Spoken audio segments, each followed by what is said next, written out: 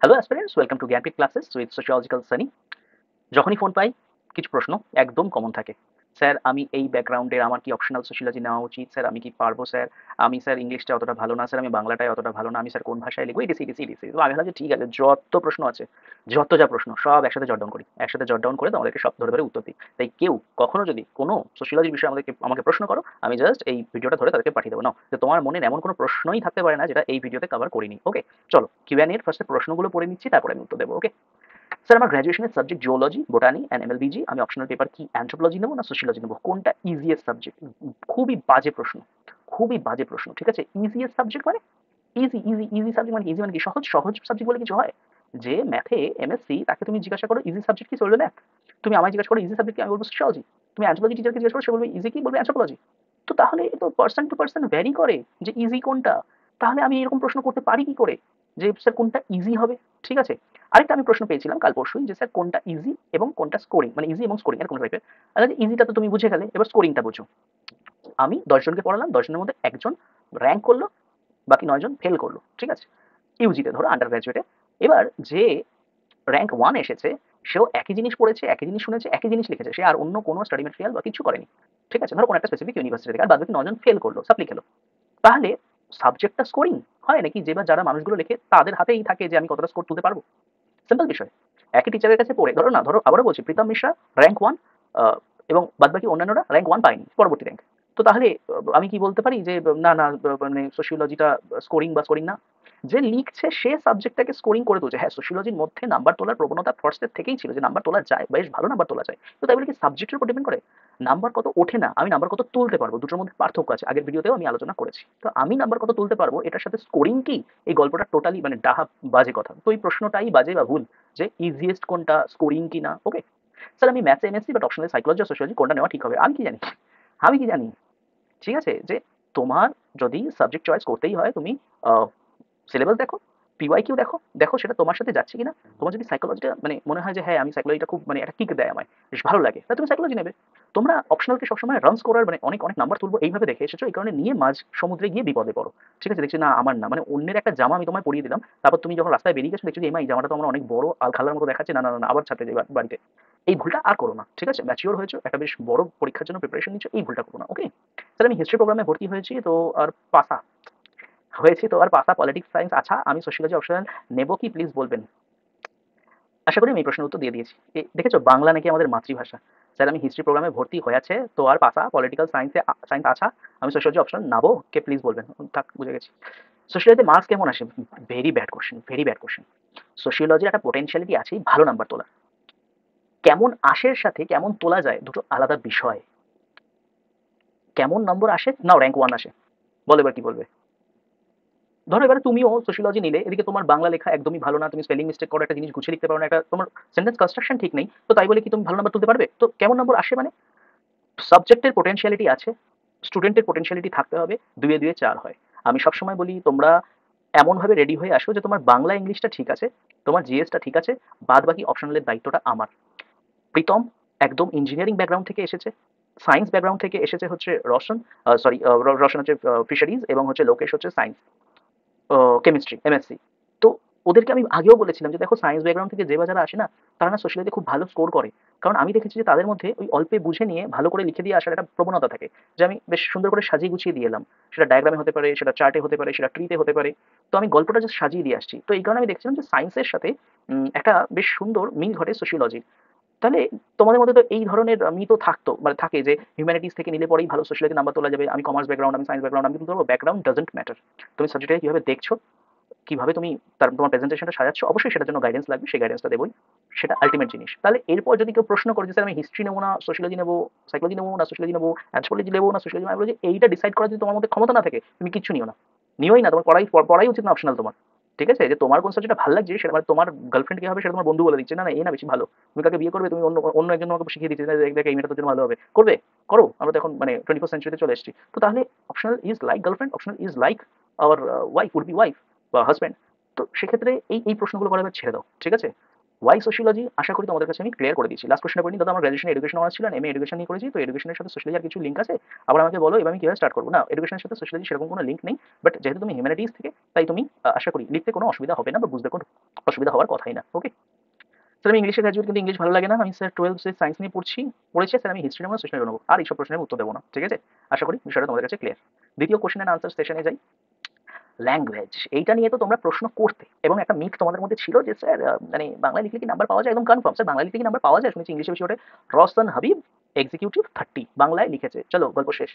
চলো সব কিউএনই আমি হাওয়ায় উড়িয়ে দিলাম। এতদিন অবধি আমি যখন বলেছি আমার কাছে প্রমাণ ছিল না, আমি শুধু মুখে বলতাম, এখন আমার কাছে তো একদম মানে প্রমাণ রয়েছে যে প্রীতম মিশ্রা, সে সায়েন্স ব্যাকগ্রাউন্ড থেকে আসছে, ইঞ্জিনিয়ারিং ব্যাকগ্রাউন্ড থেকে আসছে, রওশন ফিশারিজ, লোকেশ অন্য ব্যাকগ্রাউন্ড, হচ্ছে কেমিস্ট্রি, এসে তারা সোশিওলজি নিয়ে নিল, তাহলে ব্যাকগ্রাউন্ড ডাজেন্ট ম্যাটার। ভাষা, রওশন বাংলায় লিখছে, language doesn't matter. Okay, books, এইবার আসে একটা ইম্পর্টেন্ট জায়গায়, স্যার বই কি পড়বো, স্যার ইম্পর্টেন্ট বুকস কি, সোশিওলজি অপশন বই বাংলা ভার্সনে সাজেস্ট করলে উপকৃত হবো, তাহলে সোশিওলজি স্টার্ট করবো কোন কোন বুক দিয়ে দিয়া, আচ্ছা কোন কোন বুক দিয়া, স্যার সোশিওলজি কি বেঙ্গলিতে লেখা যায়, আর সোশিওলজির বাংলা বুক কি আছে, স্যার সোশিওলজি অপশনের জন্য কোন ইংলিশ বই পড়বো কাইন্ডলি বলবেন, সোশিওলজি কোনো বাংলা ভালো বুক সাজেস্ট করবেন, স্যার সোশিওলজি অপশনের জন্য বেঙ্গলি বুক লিস্ট আর দিন প্লিজ, সোশিওলজি ভালো বই কি আছে স্যার। দেখো, আমি বইয়ের নাম বলতে জীবনেও কার্পণ্য করি না, ঠিক আছে, বইগুলো আমার টিচাররাই লেখেন, ঠিক আছে, ভোলানাথ বন্দ্যোপাধ্যায় বা হচ্ছে কৃষ্ণদাস চট্টোপাধ্যায় বা অনিরুদ্ধ চৌধুরী, কৃষ্ণদাস স্যার আমার স্যার না, বাট বাদ বাকি রামানুজ গাঙ্গুলি এনারা স্যার, তো আমার টিচারের বই সাজেস্ট করতে আমার তো বরং আরো মানে গর্ব হওয়ার কথা। বাংলা বই আমি তোমাদের সাজেস্ট করে দেবো, অলরেডি ভিডিও দেওয়া রয়েছে, আরও আমি আপডেট করব। কিন্তু আমি এটাও বলি যে এই বইগুলোয় তোমরা কিন্তু অল ওভার কভারেজ পাবে না, এমন অনেক টপিক আছে এই বইগুলোয় নেই। তো তোমাদের প্রশ্ন হচ্ছে তাহলে কোন বাংলা বইতে পারবো, না এরকম বই নেই যেখানে ডাব্লিউবিসিএস এর সোশিওলজি তোমরা পুরোটা কভার হবে। এই কারণে আমি যেটা করি সেটা হচ্ছে যে আমি দিই হচ্ছে মডিউল। ওকে, যে আমার বাংলায় এবং ইংলিশে মডিউল থাকে, দুই ভাষাতেই। যে বা যারা বাংলায় পড়ে তাদের বাংলা, যে বা যারা ইংলিশে পড়ে তারা ইংলিশ। তার মধ্যে এমন কোনো টপিক নেই যা কভার হয় না, এবং প্রত্যেকটা টপিক ধরে ধরে তার পিওয়াই কিউ গত 2000 সাল থেকে, এবং সেখানে শুধুমাত্র ডাব্লিউবিসিএস না, সেখানে ইউপিএসসিরও পিওয়াই কিউ দেওয়া থাকে, সোশিওলজি পেপার থেকেও অ্যাজ ওয়েল অ্যাজ ওই ইন্ডিয়ান সোসাইটি বা জেনারেল স্টাডিজ পেপার থেকেও। তো আমাকে এই কারণে কেউ যখন মানে বইয়ের কথা জিজ্ঞাসা করে আমি একটু অসহায় ফিল করি, আমার মনে হয় যে দেখ আমি তো এত কষ্ট করে মডিউল বানিয়েছি, কম্পাইল করে, যে সমস্ত জায়গা থেকে কন্টেন্ট এনে সেগুলোকে ট্রান্সলেট করে বা বাংলা থেকে ইংলিশ করে বা ইংলিশ থেকে বাংলা করে। তো ওই কারণে আমি যদি বইয়ের নাম বলি না, তোরা সন্তুষ্ট হবি না আমি সন্তুষ্ট হব। আমি মডিউল এদিকে বাইরে বিক্রি করিও না। ওকে, অনেকেই কিনতে এসেছে, আমি এতদিনে যদি বাইরে সেল না করে থাকি, যে বই আমি মডিউল সেল করছি, তো এখন তো সেল করার কোনো প্রশ্নই ওঠে না, এটা উইদিন কোর্সের মধ্যে থাকে। হ্যাঁ, ইংলিশের জন্য কতগুলো মানে পপুলার বই আছে তোমার নিশ্চয়ই জানো, সিএন শঙ্কর রাও হতে পারে, সেটা এসেনশিয়াল সোশিওলজি হতে পারে, এইগুলো তোমরা কিনে দেখতে পারো, হরলম্বস, হলবর্ন, গেডেন্স, অনেক অনেক অনেক অপশন আছে, কিন্তু এক একটা বইয়ের যা চেহারা দেখবে, সাইজ দেখবে, সেটা শেষ করতে গিয়ে তোমার অবস্থা খারাপ হয়ে যাবে। সেইখানে আমি সাধারণত এই মানে যে কন্টেন্টটা দিই, সেই কন্টেন্টগুলো পুরোটা কভার থাকে, আবার বুঝিয়ে দিই, সেটা অনুযায়ী তোমরা প্র্যাকটিস করছো। এই কারণে কেউ যদি আমার বইয়ের কথা জিজ্ঞাসা করো আমি অবশ্যই লিস্ট দেবো, বাট এটুকু মাথায় রেখো সেটা পুরোটা কভার করে না। এদিকে আমিও আমার স্টাডি ম্যাটেরিয়াল বাইরে বিক্রি করি না, তো কেউ কিনতে চেয়ে লজ্জা দেবে না। Okay, next, syllabus and word limit. এই সিলেবাসটা নিয়ে না অনেকেরই অনেক প্রশ্ন ছিল, ঠিক আছে, এবং ওয়ার্ড লিমিট নিয়েও। সোশিয়োলজি কি প্রশ্ন আসতো জানো তো, সোশিয়োলজি প্রশ্ন আসতো সাধারণত 40 নম্বরের, ঠিক আছে, 40-এ 5টা লিখতে হয়, 8টার মধ্যে, দুটো পেপারেই। তো তাদের বক্তব্য ছিল স্যার 40 নম্বরের প্রশ্ন, তার উত্তর, এটা তো লেখা তো খুব চাপের জিনিস, তাই না, যে 40 নম্বর মানে কত পেজ, কত ওয়ার্ড। আমি বলি যে যে বা যারা জানে যে এই 40-এর মধ্যে কোথায় কোথায় ডিভিশন আছে তাদের কোনো সমস্যাই হয় না। ধরো আমি তোমাকে একটা প্রশ্ন করছি যে তোমার নাম কি, তুমি কোথায় থাকো, তোমার বিষয় কিছু বলো, তোমার নাম কি, তুমি কোথায় থাকো, তোমার বিষয় কিছু বলো, 40 নম্বর। বলো তো এইখানে নাম্বার ডিভিশনটা কিরকম হবে। তুমি হবে যে হ্যাঁ আমার নাম কি, এটা হয়তো হার্ডলি 2, আমি কোথায় থাকি এটা হয়তো হার্ডলি 5, 5 2 7 চলে গেল, আর আমার বিষয় কিছু বলতে বলছে, মানে এটা মোটামুটি 33 হলো তো, মানে আমি এটা একটা রাফ হিসাব বললাম। তো এক্স্যাক্টলি যে বা যারা কনসেপ্ট জানে তারা ঠিক জানে যে ওটা আসলে দেখতে 40 হলেও আসলে 40 না, তার ডিভিশনগুলো তাদের জানা থাকে, এই কারণে তাদের কোনো সমস্যাই হয় না। ওকে, স্যার আপনি যে বইগুলোর নাম বললেন এই বইগুলোর মধ্যে ডাব্লিউবিসিএস অপশনাল সিলেবাস পুরোটা কমপ্লিট করছি কি, আপনি একটু বলেন, বলেন না করছে না। ওকে, স্যার বেঙ্গলিতে সোশিয়োলজি নিয়ে কিভাবে নোটস রেডি করবো প্লিজ হেল্প করুন। হেল্প হেল্প তো করি, কিন্তু কাদের করি, ইনহাউস স্টুডেন্টদেরই শুধু করতে পারি, কারণ ভীষণ খাটনির কাজ। আমি যখন ক্লাস নিই তাদেরকে বলা থাকে যে তুমি লাইভ ক্লাস করছো বা তুমি আমার রেকর্ড দেখছো, তোমার নেক্সট কাজ হচ্ছে যে সেটা দেখতে দেখতে ক্লাস নোটস তৈরি করা, ক্লাস নোটস তৈরি করছো, ক্লাস নোটস আমার যেই ক্লাস শেষ হচ্ছে তুমি সেই ক্লাস নোটস স্ক্যান পিডিএফ আমাকে পাঠিয়ে দিচ্ছ, আমি দেখছি যে তুমি আদেও কিছু বুঝলে কি বুঝলে না, বা পড়াশোনা করছো কি করছো না, ঠিক আছে। বা আমি প্রত্যেক সপ্তাহে একটা out of the box question দিই, যে যেটা সোশিয়োলজির সাথে রিলেটেড না, এবং সেটা লিখে তোমার আমাকে জমা করতে হয়, তো তুমি সেটা জমা করছো, এইভাবে তোমার লেখা আরো ভালো করে তৈরি হচ্ছে। তার সাথে তো পিওয়াই কিউ থাকছেই, প্রিভিয়াস ইয়ার কোশ্চেন, সেটা তোমাকে প্রত্যেক সপ্তাহে একটা করে জমা করতে হবে।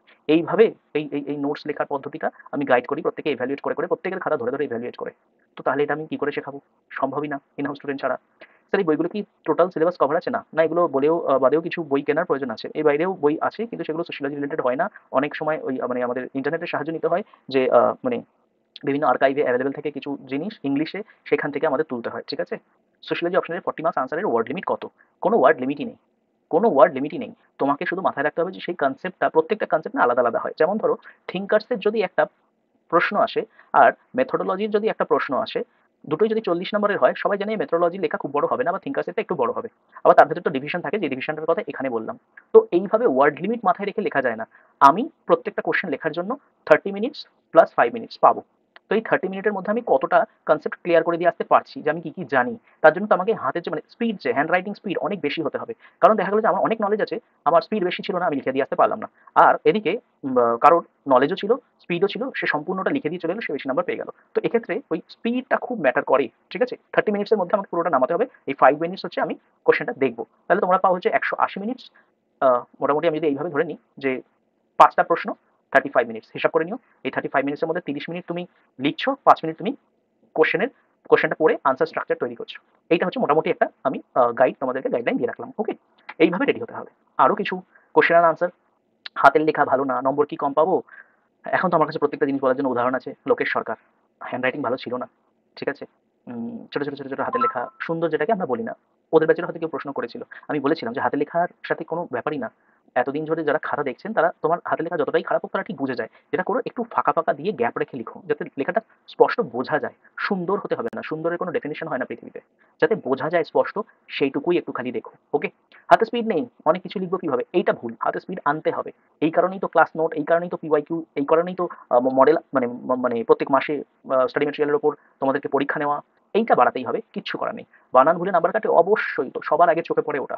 এবং এটা খুব বাজে একটা ইমপ্রেশন দেয় যে এত মানে পড়াশোনা করে আসছো তুমি, সেখানে এরকম সিলি সিলি কিছু বানান তুমি ভুল করছো। এবং আমি দেখেছি যে খুব ভালো ছেলে মেয়ে তাদেরও অনেক বানান ভুল হয়, বাংলায় বা ইংলিশে। অবশ্যই বানান ভুলটা কিন্তু মারাত্মক একটা অপরাধ হিসেবে ধরা হয়। নাম্বার তোমার কম হবে, নাম্বার তো পরে কম হবে, তোমার প্রতি যে ইমপ্রেশনটা সেটাই খারাপ হয়ে যাবে, এবং সেই কারণে বরং নাম্বার কম আসবে। ওকে, আরো কিছু প্রশ্ন, কিন্তু এই প্রশ্নগুলো আমার তোমাদেরকে, ঠিক আছে, তোমাদের প্রশ্ন থেকে যে কিভাবে পড়বো, কতক্ষণ পড়বো, এবার আমাকে কিছু প্রশ্নের উত্তর দাও। জিএস পোর্শন রেডি করার জন্য তোমরা কতটা সময় দাও জিএস কে? ধরো প্রিলিতে ইতিহাস 25+25, এই 25+25-এর জন্য তোমরা ইতিহাসের কতটা অংশ কভার করতে হয় এবং তার জন্য কত দিন, সময়, মাস লাগে, তোমরা জানো সেটা। তো তাহলে প্রিলিতে ইতিহাসের 50 কভার করার জন্য তোমরা যে সময়টা দিচ্ছ, তার হাফের হাফও কি তোমরা অপশনাল বা বাংলা ইংলিশে দাও? ঠিক আছে, যে মেইনের যে কোনো একটা সাবজেক্ট তুমি ধরে নাও, তুমি পলিটি ধরো, ইকোনমিক্স ধরো, তুমি হিস্ট্রি ধরো, জিওগ্রাফি ধরো, প্রত্যেকটায় ওই 200 নম্বরের জন্য তুমি যে সময়টা দাও, 400 নম্বরের জন্য কি তার ডবল সময় দাও? অপশনালকে দাও না, বাংলা ইংলিশকে দাও না। তাহলে 200 নম্বরের জন্য তোমরা এত খাটো, অন্যদিকে 400 একটা পেপার, তার জন্য তোমরা সময় দাও না। জিজ্ঞাসা করছে আর কতক্ষণ টাইম দেবো, আমি বলছি টাইম দিতে হবে না। আমি বলছি সোশিয়োলজিতে তোমাকে টাইম দিতে হবে না, সেই ব্যবস্থা আমি করে দেবো, কিন্তু অন্তত যেভাবে চলতে বলবো সেইভাবে চলো। কনসেপ্টটা আগে বোঝা, মানে কতগুলো লেয়ার আছে, কনসেপ্টটা আগে আমি বুঝে নিচ্ছি। তারপর আমি পিওয়াইকিউ গুলো দেখছি, সেগুলো লেখার চেষ্টা করছি। মাঝে একটা বাধা আসে যে কিছুতেই লেখা আসছে না, বুঝে গেছি কিন্তু লেখা আসছে না, সেই বাধাটাও কাটিয়ে দেবো। এবং তারপরে শেষের দিকে প্র্যাকটিস প্র্যাকটিস প্র্যাকটিস, ব্যাস। মেনে যে কোনো জিএস পেপারে 200 নম্বর কি যতটা সময় দাও, তার হাফের হাফ সময় কি অপশনালে দাও? নাকি তার আগেই মনে হয় না কিছু মাথায় ঢুকছে না, অন্য আরেকটা অপশন নিয়ে দেখি? এই যে এটা হচ্ছে সমস্যা অফ অ্যাভেলেবিলিটি, সাবস্টিটিউট। জানো তো ব্রেকআপ কেন হয়, ডিভোর্স কেন হয়? আমরা জানি আমার তো সাবস্টিটিউট আছে। এরকম তো আমি কথাও শুনেছি যে মানুষ আগে সিলেক্ট করে রাখে তারপর ব্রেকআপ করে। ঠিক আছে, যে ব্যাকআপ ছাড়া ব্রেকআপ করে না, এরকম টার্ম শুনেছি। এক্স্যাক্টলি, সাবস্টিটিউট তোমাদের মাথায় থাকে। যদি ধরো না যে ইতিহাস তোমাকে পড়তেই হবে, ইতিহাস মানে ইতিহাস পড়তেই হবে, জিওগ্রাফি পড়তেই হবে, তোমাদের মাথায় কিন্তু আসবে না যে ধুস মাথায় ঢুকছে না, ছেড়ে দিই না। তুমি পড়ো, গাঁতিয়ে তুমি ইতিহাস পড়ো, তুমি অ্যানশিয়েন্ট হিস্ট্রি পড়ো, তুমি জিওগ্রাফি ম্যাপিং করো, সব করো, কারণ জানো যে এর কোনো সাবস্টিটিউট নেই, এর কোনো মানে আলাদা অপশন নেই, অপশন অ্যাভেলেবেল নেই। এটা তোমাকে পড়তেই হয়। কিন্তু অপশনালের যেহেতু অপশন অ্যাভেলেবেল আছে, তাই 2 মাস পর পর সেটা বদলাতে থাকে। তোমাদের সমস্যা, সব অপশনালি ভালো, সমস্যা তোমাদের মধ্যে লিখে, সব অপশনাল পুরো লিখেছি, কিন্তু সোশিয়োলজিকে আমি সব আগে রাখবো। অলরেডি প্রমাণ দিয়ে দিয়েছি, পোটেনশিয়ালিটি ছিল, লাস্ট ভিডিওটা দেখে নিও। তো সমস্যাটা অপশনালে না, সমস্যাটা তোমাদের চিন্তা ভাবনায়, চিন্তাধারায়। তোমরা কিভাবে সাবজেক্টটাকে দেখো, কতটা সময় দিতে চাইছো বা চাও না, তোমাদের লক্ষ্য কি, তোমাদের গ্রুপ এ বি লক্ষ্য না গ্রুপ এ বি ছাড়া অন্যান্য কিছু লক্ষ্য, সবটা লুকিয়ে আছে তোমাদের মধ্যে। আশা করি এই কিউএনএ সিরিজের মাধ্যমে আমি তোমাদের তোমাদের যত প্রশ্ন আছে সেই সমস্ত প্রশ্নের উত্তর দিতে পারলাম। এবং এটা আমি তৈরি করলাম যে ওই যে একটা অ্যাড বেরিয়েছিল না, দুবারা মত পুছনা, ক্লোরমিন্ট কে হাম লোগ ক্লোরমিন্ট क्यों खाते हैं। তো ওই যে মুন্ডুটা ধরে একদম পানের বড়জের জলে ঢুকিয়ে দিল আর বলল দুবারা মত পুছনা। তো আমারও হচ্ছে ব্যাপারটা তাই, যে আমি এই ভিডিওটা বানালাম তোমাদের জন্য, যে যে কোনো প্রশ্ন বক্তব্য তোমাদের আসবে, আমি শুধু এই ভিডিওর লিঙ্কটা ধরে দিয়ে দেবো, কিন্তু বলবো যে তুমি দেখে নাও, ঠিক আছে? আর কোনো প্রশ্নের উত্তর আমি দেবোই না, কারণ অলরেডি প্রুফ দিয়ে দিয়েছি, ব্যক্ত করে দিয়েছি, বক্তব্য আমার পরিষ্কার। এবার বাকিটা তোমাদের হাতে। ওকে, চলো, আজকের জন্য এতটাই। দেখা হচ্ছে তাহলে তোমাদের সাথে অন্য কোনো ভিডিওতে, যেখানে আমরা সোশিয়োলজি হয়তো স্ট্র্যাটেজি, অ্যাপ্রোচ এগুলো নিয়ে আলোচনা করবো। ওকে, চলো, সবাইকে টাটা, ভালো থেকো।